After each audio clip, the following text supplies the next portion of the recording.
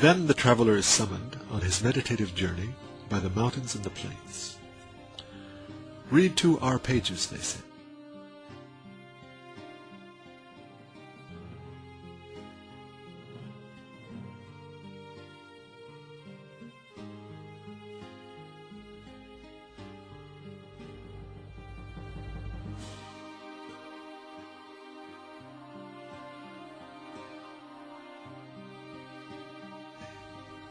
Looking, he sees that the universal function and duty of mountains is of such grandeur and wisdom as to stupefy the intelligence.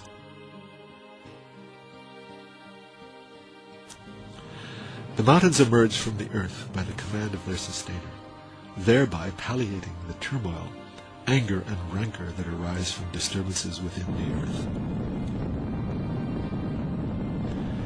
As the mountains surge upward, the earth begins to breathe.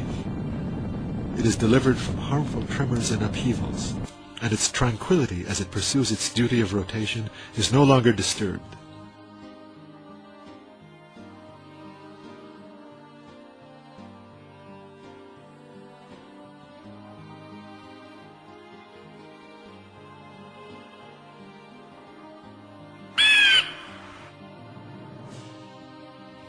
In the same way that masts are planted in ships to protect them from turbulence and preserve their balance, so too mountains are set up on the deck of the ship that is the earth, as masts and stores, as indicated by verses in the Quran of miraculous exposition, such as these. And the mountains as pegs.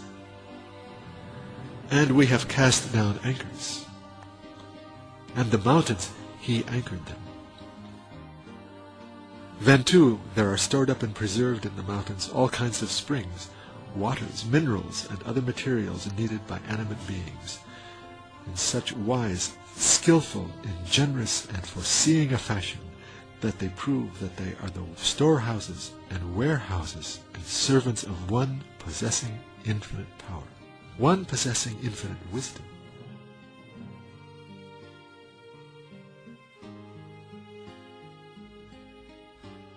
Deducing from these 2 examples the other duties and instances of wisdom, as great as mountains, of the mountains and plains, the traveler sees through the general instances of wisdom in them, and particularly in regard to the fashion in which all manner of things are stored up in them providentially, the testimony they give, and the divine unity they proclaim, declaring, "There is no God but He," a declaration as powerful and firm as the mountains, and vast and expansive as the plains.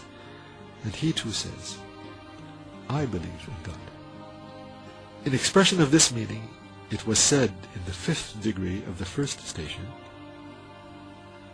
"There is no God but God, to the necessity of whose existence point all the mountains and plains together with what is in them and upon them, by the testimony of the sublimity, of the comprehensiveness, of the truth, of the storing up, administration, dissemination of seed, preservation, and regulation, a truth providential, dominical, vast, general, well-ordered and perfect, and to be observed."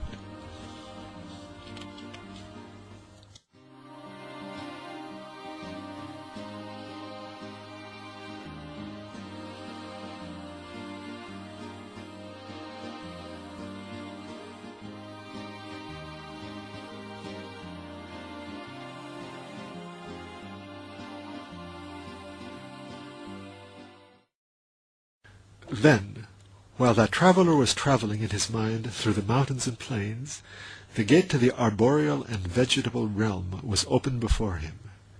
He was summoned inside. "Come," they said, "inspect our realm and read our inscriptions." Entering, he saw that a splendid and well-adorned assembly for the proclamation of God's unity, and a circle for the mentioning of His names and the offering of thanks to Him, had been drawn up. He understood, for the very appearance of all trees and plants, that different species were proclaiming unanimously, "There is no God but He."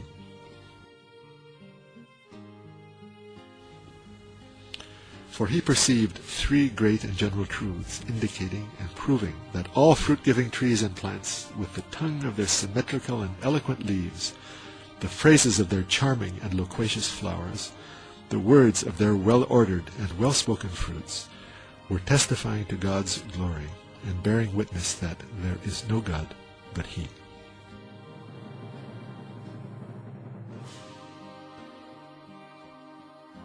The first. In the same way that in each of the plants and trees a deliberate bounty and generosity is to be seen in most obvious fashion, and a purposive liberality and munificence, so too it is to be seen in the totality of the trees and plants, with the brilliance of sunlight. The second.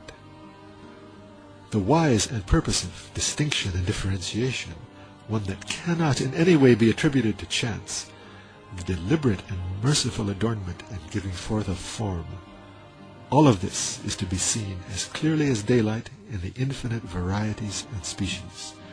They show themselves to be the works and embroideries of an all-wise Maker. The third. The opening and unfolding of all the separate members of the 100,000 species of that infinite realm, each in its own distinct fashion and shape,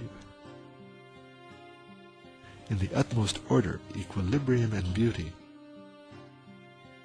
from well-defined, limited, simple, and solid seeds and grains, identical to each other or nearly so,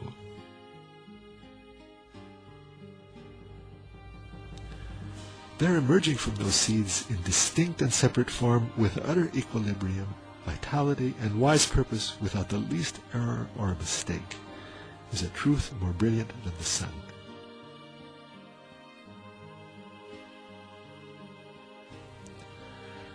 The witnesses proving this truth are as numerous as the flowers, fruits, and leaves that emerge in the spring.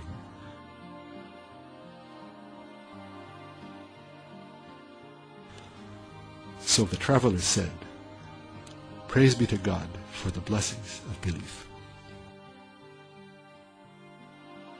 In expression of these truths and the testimony given to them, we said in the 6th degree of the first station, "There is no God but God, to the necessity of whose existence and unity points the consensus of all the species of trees and plants that are engaged in glorifying God, and speak with the eloquent and well-ordered words of their leaves, their loquacious and comely flowers, their well-ordered and well-spoken fruits, by the testimony of the sublimity of the comprehensiveness of the truth of bestowal, bounty, and generosity, done in purpose of mercy, and the truth of differentiation, adornment, and decoration, done with will and wisdom." Definite, too, is the indication given by the truth of the opening of all their symmetrical, adorned, distinct, variegated, and infinite forms, from seeds and grains that resemble and approximate each other, that are finite and limited.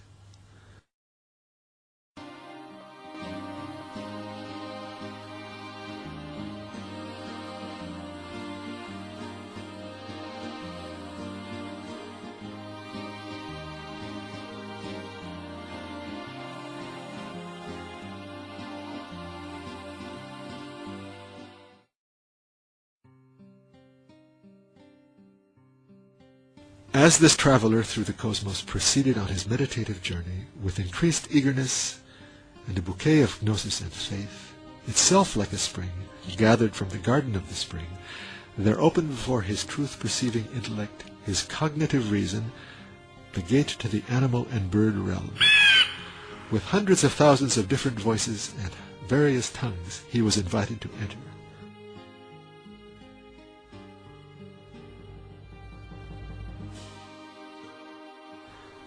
Entering, he saw that all the animals and birds, and their different species, groups, and nations were proclaiming silently and aloud, "There is no God but He," and had thus turned the face of the earth into a vast place of invocation, an expansive assembly for the proclamation of God's glory. He saw each of them to be like an ode dedicated to God, a word proclaiming His glory, a letter indicating His mercy, each of them describing the Maker and offering Him thanks and encomium.